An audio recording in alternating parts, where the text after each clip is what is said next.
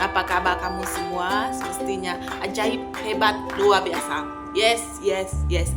Adik-adik, hari ini bersama saya Cikgu Nini di CST Sunday School.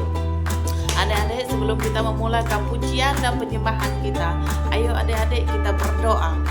Ya adik-adik, kita lipat tangan, tutup mata dan tundukkan kepala.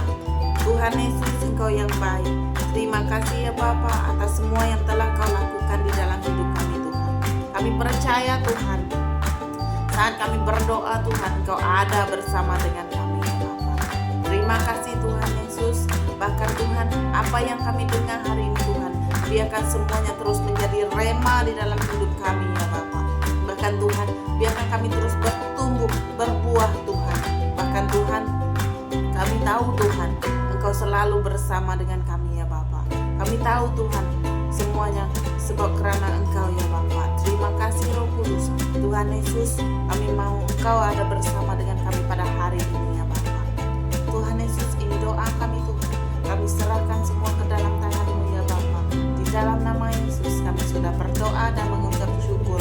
Haleluya. Amin.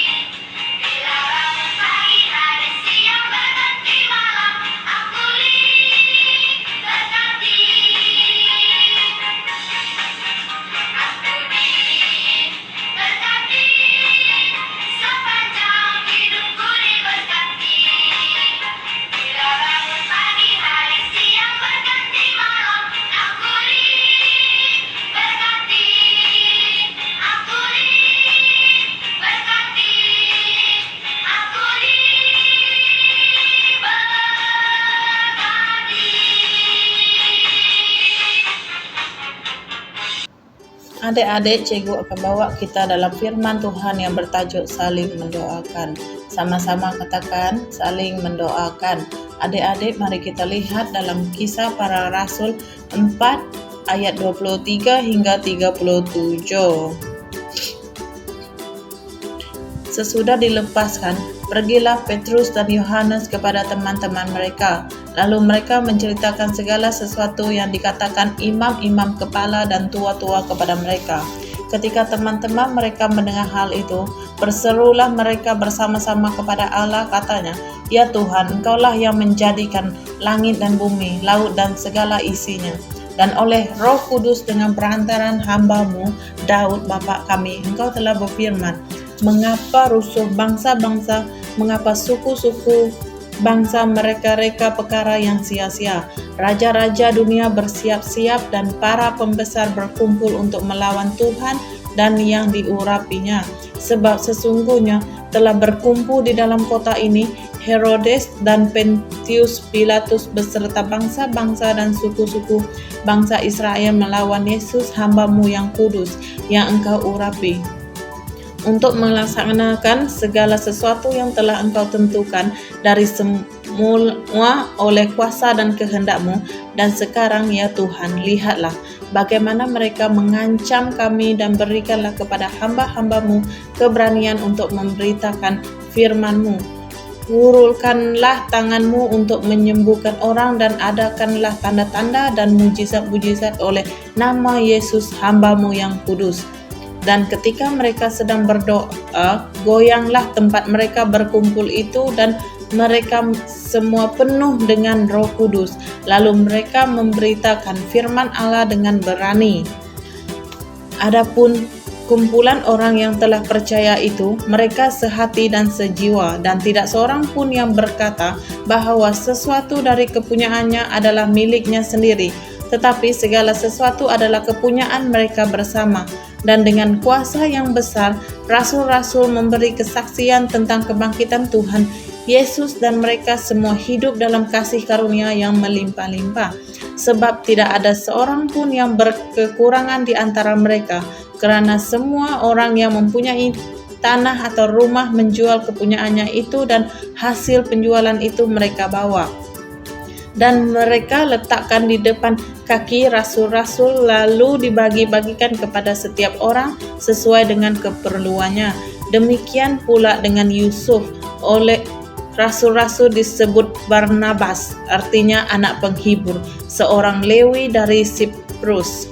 Ia menjual ladang miliknya, lalu membawa uangnya itu dan meletakkannya di depan kaki rasul-rasul. Oke, di sini ada penjelasannya. Setelah Petrus dan Yohanes dilepaskan dari pemeriksaan oleh para pemuka agama dan ahli Taurat, mereka kembali mendapat saudara-saudara seiman dan menceritakan kepada mereka apa yang terjadi. Hal ini menimbulkan rasa khawatir karena mungkin saja di kemudian hari Petrus dan Yohanes akan ditangkap dan diadili lagi. Juga besar kemungkinan setiap orang percaya akan diperlakukan demikian.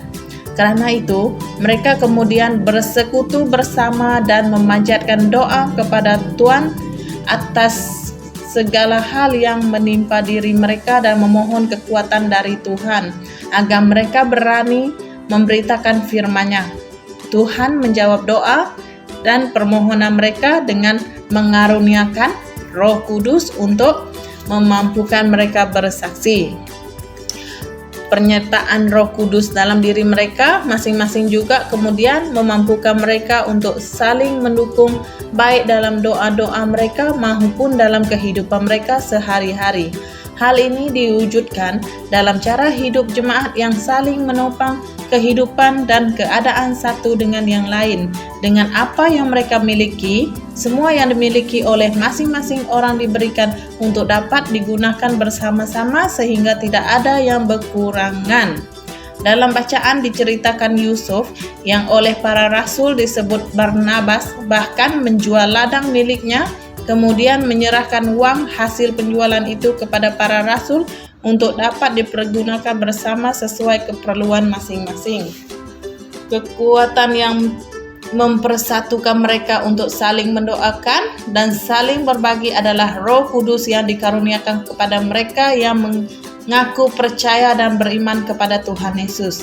Di tengah ancaman atas keselamatan jiwa mereka sebagai orang percaya, mereka diperhadapkan pada pilihan untuk menyangkal iman mereka kepada Tuhan Yesus atau dimusuhi, bahkan dikejar-kejar untuk ditangkap dan dihukum.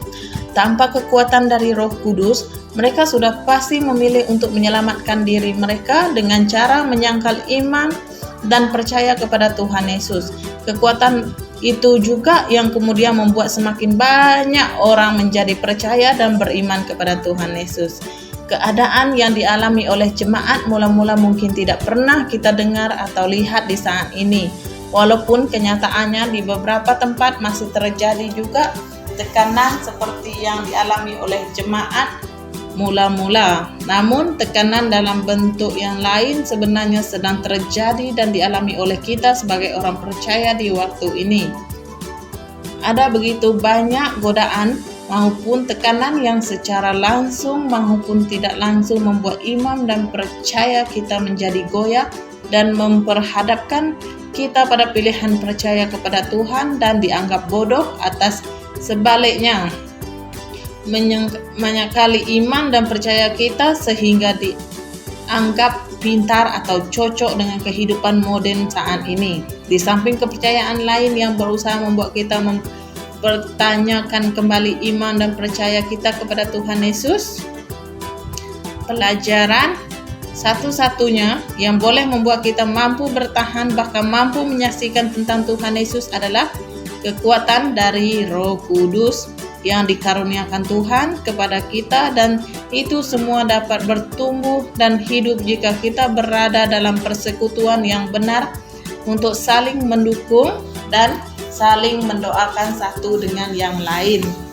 Yang menarik yang perlu kita renungkan dan dapat kita ajarkan kepada anak-anak dari bacaan kita hari ini adalah apakah kita sudah menjadi orang-orang percaya yang membangun persekutuan untuk saling mendoa dan mendukung dalam berbagai hal. Ajar anak-anak untuk saling mendoakan dan saling menopang satu sama lain dan selalu bersekutu kepada Tuhan, karena hanya dengan dekat kepada Tuhan kita akan selalu dituntun oleh Roh Kudus agar mampu saling mendukung dan mendoakan. Minta anak-anak untuk mulai mendoakan teman, saudara, dan orang tua mereka. Oke, jadi adik-adik sebagai kesimpulan, mari kita belajar bahwa dengan selalu dekat kepada Tuhan kita dimampukan melakukan hal-hal yang berkenaan kepadanya.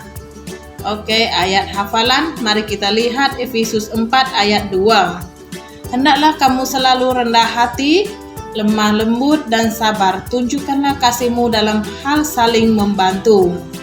Oke, baik adik-adik, kita sudah di penghujung ibadah. Sebelum kita menutup ibadah hari ini, mari kita berdoa. Kita minta urapan dari Tuhan atas apa yang kita pelajari hari ini. Dalam nama Tuhan Yesus, terima kasih ya Bapa. Bahkan Tuhan, kami mengakhiri semuanya Tuhan dengan ucapan syukur ya Bapa. Bahkan Tuhan, biarkan semua apa yang kami dengar Tuhan, semuanya akan menjadi rema di dalam hidup kami ya Bapa. Terima kasih Tuhan Yesus, Engkau yang baik. Di dalam nama Yesus kami sudah berdoa dan mengucap syukur. Haleluya. Amin. Baik adik-adik, kita jumpa minggu hadapan. Tuhan Yesus memberkati.